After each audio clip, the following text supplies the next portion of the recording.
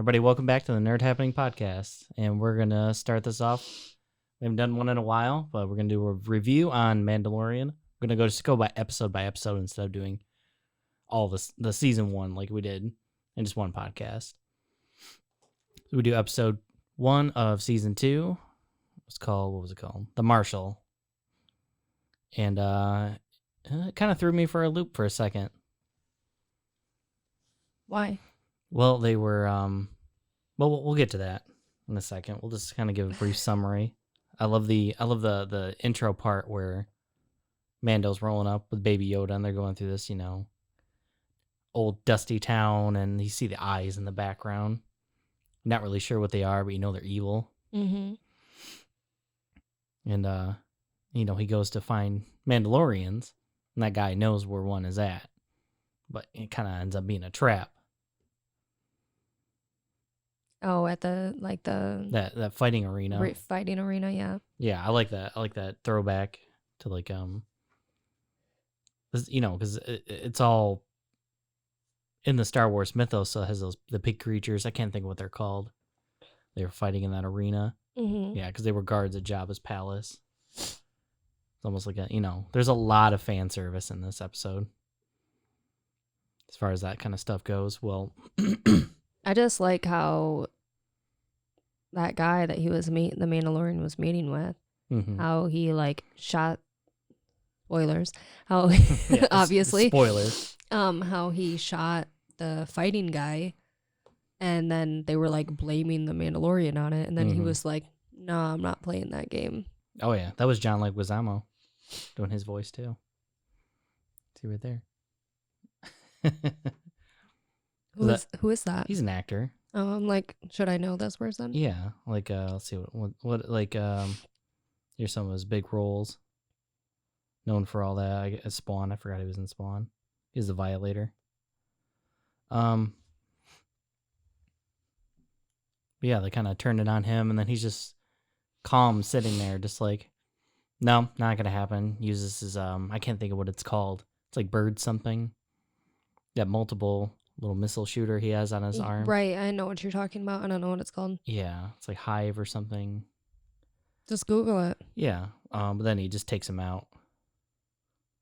I'll Google it later. It's not a big deal. Someone will, put it in the comments or whatever. Oh, of course.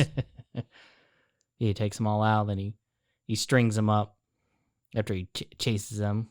Gets him Batman style, strings him up. Says, I'm not going to kill you. You won't die by my hand.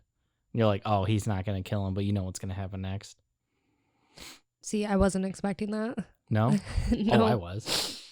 When you see those creatures out in the night, Well, yeah, I didn't see that, though, until, after he shot out the light. All of a sudden, he shot out the light, and all those, red eyes appeared, and it was just like, Mm-hmm.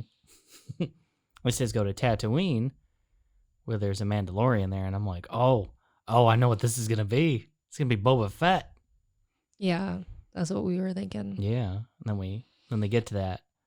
He sees that one lady was fixing his ship. I cannot think of her name. Neither can I, but she has all the little droids. Yeah, little pit crew droids that were in Phantom Menace and stuff. And they're so silly, and it's cute. It works in this. It really didn't work too well in Phantom Menace. Them being goofy. Mm-hmm. There was just too much from Jar Jar. But it definitely works in Mando because it's more serious, and there's just a little bit of levity there. Then then they find out where that Mos, I just forgot the place. We just watched it. Mos something. It's like Mos Eisley, but different. It was a mining settlement. But yeah, he goes to whatever the place. I don't know why. I should be a little better prepared. Probably should have watched this. We're gonna watch these more than once before we do a review on them from now on. Yeah, I can't remember where he went. Yeah, because Mos Eisley, I think, is where the repair lady's at. Sounds right. I don't know. Because when he was with the bounty hunter in the previous episode, ready to team up with him and all that, they were at Mos Eisley, and it was kind of mirroring A New Hope with him and Han and all that. But they go to the mining town. They find the marshal who has the armor Because he just steps in. He's like, I need looking for a Mandalorian. Someone looks like me. He's the Marshal. Yeah, and he just comes in, and then we're like, oh my god, Yeah. Boba Fett. I was like, oh, it's awesome. It's Boba Fett. Yeah, and then all of a sudden he wasn't. takes his helmet off. Yeah, and it was like, wait, what? What are you doing? Yep. Even the Mandalorian was like, what? Yep, he wasn't expecting that. He thought maybe it was just somebody hiding out. Yeah. But nope, it was not Boba Fett. That was a little disappointing. I'm not going to lie. Because there had been rumors for a while that Boba Fett was going to be in Mando. Mm-hmm. I'm not really sure of the timeline. I know this is before the new trilogy, but it's after. Of course, it's after the original trilogy. Because they have the it's in between Return of the Jedi and a new I'm just blanking on it. I'm trying to think of everything all at once. The newest of the trilogies. I cannot think of that movie. I did not like it that much. I'm trying to just get it out of my head. Are you talking about the one with Rey or? Yeah, all of them. There's Rise of Skywalker and all that. That was the newest one. But why can't I think of the first movie? Why is that? I can't even type. I really can't. I just can't type. Rogue One or not Rogue One? That's The Last Jedi. Oh, they have everything up here but that one. Force Awakens. That's what it was. Oh yeah, okay. Yeah, I don't know why that was so hard for me to remember that. Force Awakens. Yeah, it's before that, but after Return, because and Phantom Menace. Phantom Menace is Boba Fett's a little kid, and that in the original trilogy, and then it's 18 years later, at the beginning of Star Wars: A New Hope. So he'd be, I think he's like 10 or so. I want to say 10 or 12. Then by Luke Skywalker being 18-ish, he'd be 30s, depending on how old he was. Late 20s, early 30s during that, and then that's a few years later. So then he's looking older. I don't know exactly how old the actor. Let's look up how old the actor is.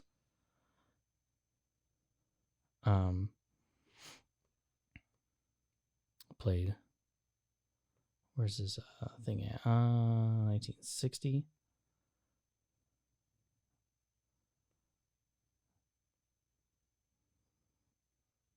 Oh, he's a New Zealander. I didn't know that. It's Kiwi.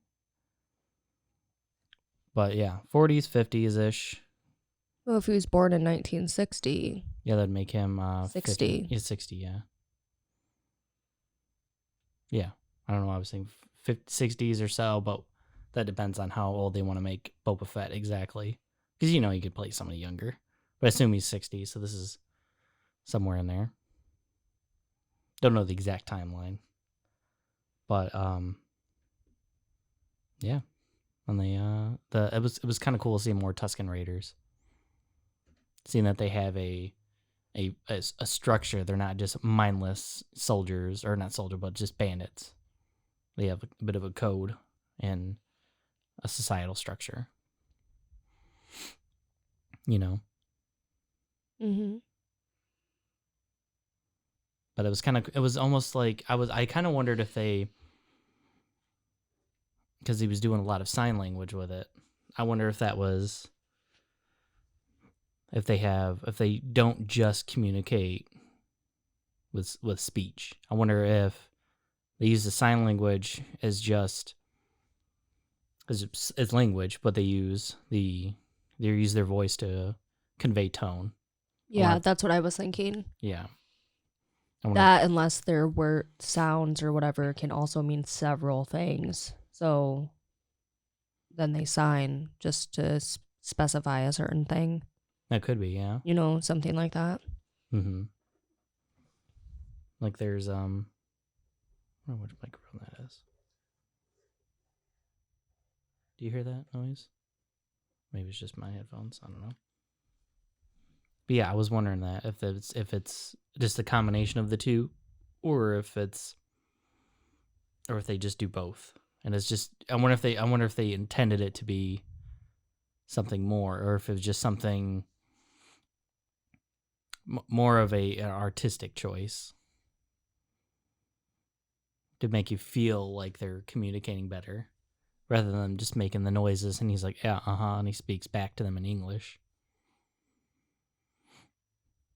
Gives them more depth, more like they're real characters. Yeah, I can see that. Yeah. Yeah. So that's kind of what I assume with that. I like how the villagers and them like band together to take down the dragon. Yeah, that's a real classic storyline of two towns hating each other. Well, I know, but I still liked it. Oh yeah, it's great. Like Crate Dragon. I almost thought that was gonna be a Sarlacc. Remember in Return of the Jedi, Boba Fett falls in the Sarlacc pit. Mm-hmm. The big thing. I was thinking, I'm like, maybe that's just a Sarlacc moving around. Because I mean, I wouldn't assume, unless it's just rooted in the ground and it's more of like a stationary thing. But I thought maybe it was going to be a Sarlacc that was moving around. I have no idea, but I thought it was amazing when he went down underneath the ground right there and then came out at the top of the mountain like that. Oh, yeah. That part was really cool because I was just like, I wasn't expecting it. So I'm like, you know. Because he was seriously like the monster, the dragon, had to be thinking like, what now, bitches? You know what I mean? Like, he's at the top like, ah. I also love the flashback of how the marshal gets the armor. Yeah, that's what I originally thought you were talking about. And then I was like, oh, wait, he's talking about the other scavenger people. Yeah, no, the Tusken Raiders. Yeah. How they, after, it was kind of cool that they showed the second Death Star blowing up and the fallout from that. Because when you watch the movies, they're movies, so can't go into depth about that. But the Empire controlling the entire galaxy, when that's gone, there's a power vacuum. And there's always going to be unintended consequences, like that little village getting taken over. Mm-hmm. So that happening it's kind of a cool extra bit into the more of the universe and the daily life, and not just the big main characters. Yeah, and then the marshal was just carrying around the gems he said they were? What were those? Because it was some kind of crystal. Yeah, crystals. And then he got with the Jawas. The Jawas. And like they opened it, which I was just like, why are you just gonna open his stuff? But they opened it, obviously. That's just how they are. I know. Care. And then they were just like, ooh, do you want this gun? Do you want this, robot? Do you want this? Do you want that? And he's just like, nah, I'll take that. Mm-hmm. Yeah, because he just when he was fleeing, he just grabbed whatever he could off that, the mining raiders. Mm-hmm. Yeah. And he's like, and it just so happened to be nice crystals. Mm-hmm. He's like, yeah, well, once in a while you get lucky. Mm-hmm. It's a bit of a MacGuffin plot device, but he had to give the armor somehow. Right, and then he just shows back up to the town and takes his town back. So that was cool because he just shows in there and everyone's like, oh shit, what's gonna happen, Mm-hmm. Because that armor is so good that their regular blasters can't penetrate it. Right. Even though it's so old, it's still very strong. So it's that ceramite stuff. Well, plus he has those rockets on his back, Mm-hmm. That was cool. I like they brought that back. Mm-hmm. That was cool. Because everybody, it's kind of like, it's a lot of what you saw the Marshal do with Boba Fett's armor is a lot of things that people wanted to see Boba Fett originally do. Because Boba Fett only has, I think it's like 12 minutes of screen time in the entire... Yeah, and he's like, oh, Boba Fett's the best character, blah, blah, blah, Boba Fett, Boba Fett, Boba Fett. And then everyone's like, oh, 10 minutes. Yeah, but he's in the novels. No, I know, but it's just kind of like... But it's what we wanted to see on screen. Yeah, okay, I understand that. But it's just like him taking on people in Boba Fett's armor and just getting a shot and it doesn't hurt. And he's like, oh, that's great, pow, pow, pow, and he takes people out. Or after they do, corral the crate dragon out, and it's him and Mando, and they fly up in the air and they're shooting, and then you get on that high ground spot and start shooting at him. And like nothing's happening. Like the bullets are seriously like just hitting the dragon skin, like and nothing's happening. But that him flying and doing combat stuff, that's the stuff people wanted to see Boba Fett do. I know, but it's like their guns did nothing to that dragon. It was just like nothing. Yeah, they gotta try. I know, but it was just funny. Like, I'm like, this is like a main boss, like on a video game. It really is, yeah.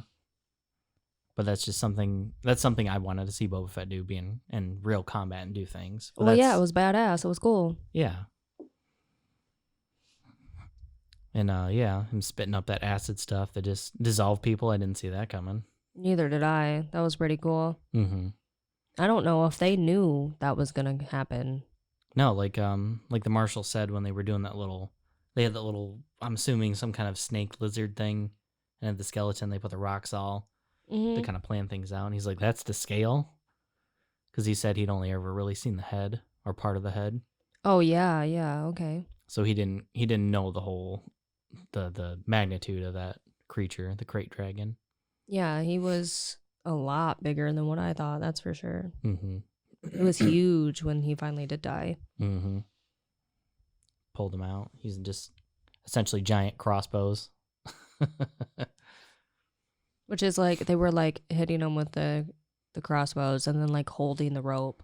Like a human holding the rope, basically. Well, they had it anchored down. I know, but it was just like, pop, coming right out the sand, like pop. You know, like, because how can you really anchor it in sand to begin with? You know what I mean? Yeah. But then they're just holding the rope, and I'm thinking, like, there ain't no way in hell I would be holding that rope. You couldn't pay me enough. Like, hello? Because they're just holding it, and then they're just off in the sky, just flying around. Like, I guess I'll die. Yeah. Guess this was worth it. Yeah, and I don't know. It was a good people coming together for a common cause. Oh, of course, yes. Not that many people died, I felt like. Mm-hmm. Probably more than what they wanted, obviously. Of course. But at the end of the day, they had enough meat to last them, like, quite a while. A long time, because it was a giant creature that they just killed. Mm-hmm. And they had the freedom of their towns back, really. Like, they don't have to fear some superior dragon, basically. Yeah, and then they also had peace with the raiders for a little while anyway. Yeah, as long as they don't start anything. Yeah. Yeah, it's just it's really cool to see more of Mando, not just being in combat, but also being kind of a diplomat in that way, and being understanding. Because like when he walks into the bar, and he finds the marshal, he was like, "This is like an Old West standoff. They were about to draw and see who was standing." Mm-hmm. And then then he tells him the story, and he's like, "Oh, I get it. You're protecting your people," which he has, that he has a respect for that, for protecting your family, basically. Well, yeah, because that's really what Mandalorians stand up for. Mm-hmm. And there's a little fly on my face. Mm-hmm. So I mean, Mando was right for not just straight like, all right, I'm gonna kill you. Mm-hmm. Although if the Great Dragon hadn't gone under them, Graboid style, they might have just shot each other. They hadn't had that distraction, and then he hadn't had that reason to say, "Hey, I've been using this to fight this giant monster and raiders and bandits." Mm-hmm. Yeah, I think I might have turned out differently. It might have, but I feel like if he expressed or told the Mandalorian what he's been doing, what he's trying to do, or whatever, I feel like we could have got the same outcome. Yeah. If the Mandalorian gave him a chance to speak anyway. You know what I mean? Without just being like, I've heard enough. Mm-hmm. Yeah, he's not really like that. He's more calm and collected. No, I don't know. Yeah. And it's but then at the very end, you see good old, what's his name? Timuran Morrison, Boba Fett, right there. Oh, yep. Tamira Morrison. I think that's how you pronounce it. I don't know. But then you see Boba Fett just standing there in the distance, like. Meh. Yep, I saw it and I'm like, oh, that's Boba Fett. And it's good, and him being that old fits perfectly. Him playing Django and then aging, and that fits. I feel like it fits really well in the timeline wise. Well, now the question is, what do you think is going to happen in the next episode? I think Mando, maybe not in this next episode. I feel like in the next maybe 1 or 2 episodes, it'll be Mando doing things to find other Mandalorians. Mm-hmm. And I think Boba Fett will track him in an episode, and he'll either be in the background, maybe helping him, and then the next episode he'll reveal himself, or maybe just in episode 2 he'll reveal himself, and then they'll sit down and he'll say, yeah, my dad, Jango Fett, was a Mandalorian bounty hunter, years ago, and then they might have more discussions about the Clone Wars, because all the clones are clones of Jango Fett, and he'll just say, he's my dad, but I'm a clone of him, but I'm a pure clone where I don't age faster and I don't have any programming like the other clones do. But he raised me to be his son, and I don't know if they'll have him where he follows the Mandalorian creed or not, because it doesn't look like he does since he lost his armor. Well, the question is, will the Mandalorian give him the armor, the Boba Fett armor, or what? I don't know. I know, but what do you think? It's hard to say, because you're not supposed to let people see you without it. That's part of the whole thing. You don't take it off. But he was, I know, but Boba Fett's character was like off in the distance. How do you know he's not just living alone, so no one can even see him? Yeah, but I mean, it's kind of, I don't know if it's like a taboo to lose your armor if you lose respect, if you lose your armor to somebody. Probably could be, because they haven't really talked about that yet. So I'm wondering if he'll meet him and there'll be some explanation to why he doesn't have the armor, or if he needed to sell it to survive or help somebody. Yeah, well, I'm sure we'll hear some type of backstory on that. Mm-hmm. But if it's one of those, I lost it and I had no choice to give it up, Mando might give it back to him. Or maybe he'll have to help him fight something with it. That, or maybe Boba Fett will join him into getting Baby Yoda where he needs to be. He might. The nice thing about that is him having Boba there is that he'll get more background. I think also he'll be more exposition into the Jedi. Because for some reason people forgot about Jedis. What do you mean? Like like the Mandalorian, the armor smith was telling, about the child. He said, there was an ancient race of like mages, like sorcerers, called the Jedi. Oh, okay. And that's where he belongs.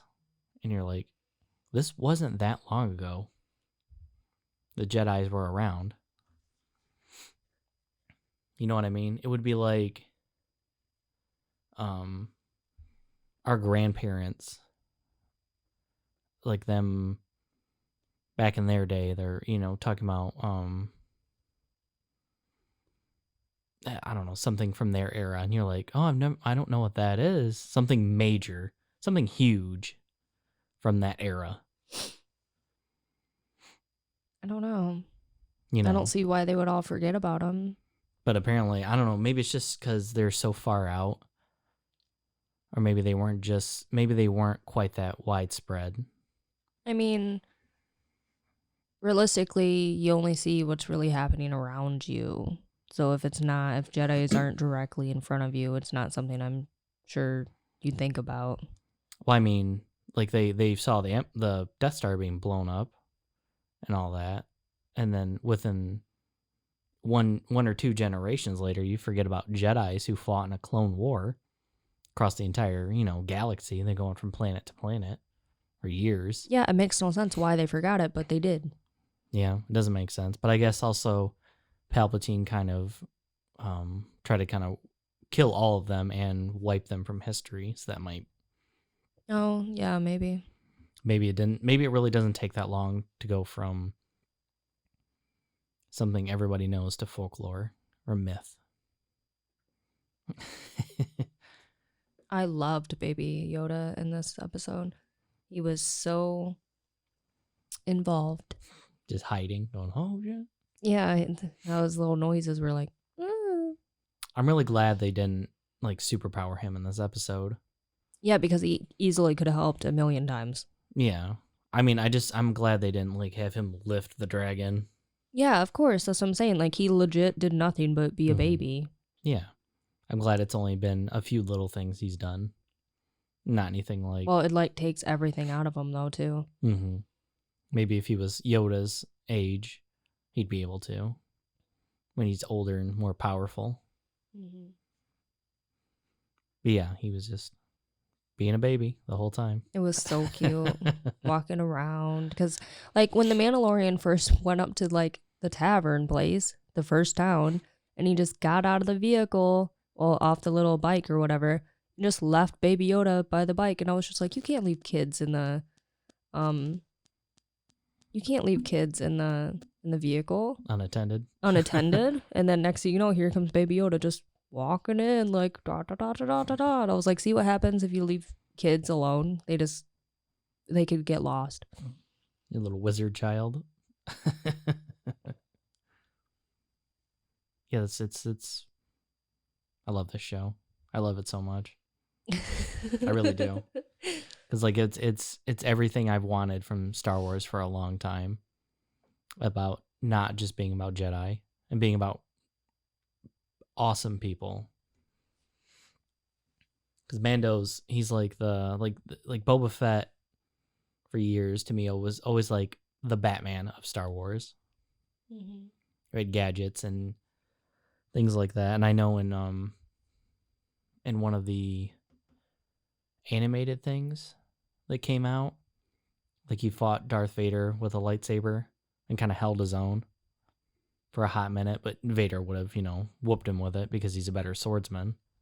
But he kind of had respect for him that he would do that. Mm-hmm. We can watch that later.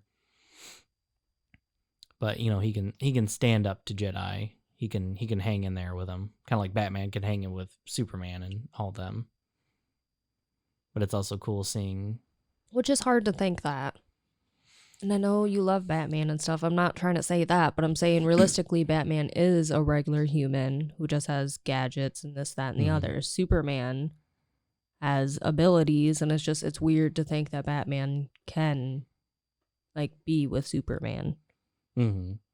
But that's the thing, even with Mando, him fighting that giant animals that he does and takes on tons of people. It's not always about how strong you are, how big you are, or it could be about how smart you are, or how far you are willing to go to win. And I agree with that 100%. It's just crazy to think that,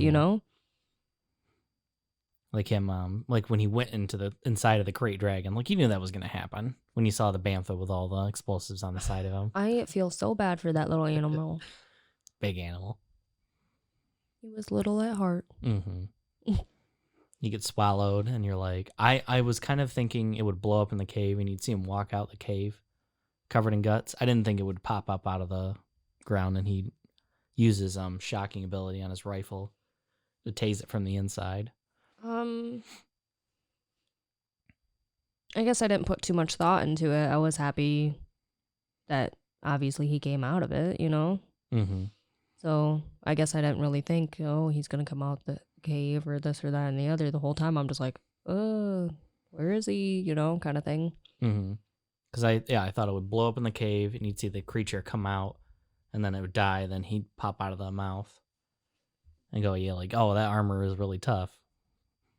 Because it was kind of an armor-centric episode. But it was way cooler that he was flying around just tasing his way out of him with his rifles, shocking.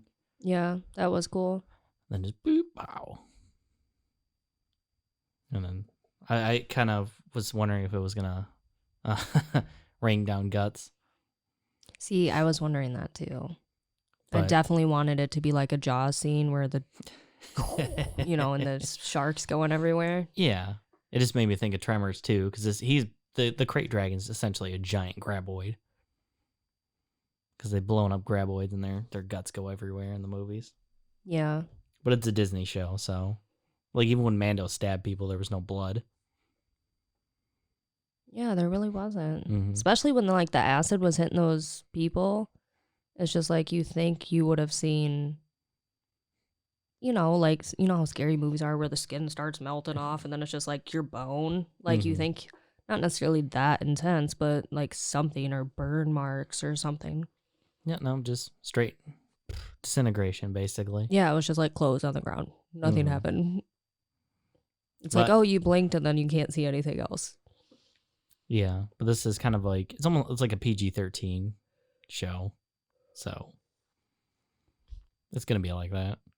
I know. Not gonna be anything too major. Because I think there's no real rating on here. Internet Movie Database. Yeah, her right there. To Mando's left, our right. That's Ahsoka Tano. I heard she's gonna be Mando's left. Yeah. I heard the blue girl. Yeah.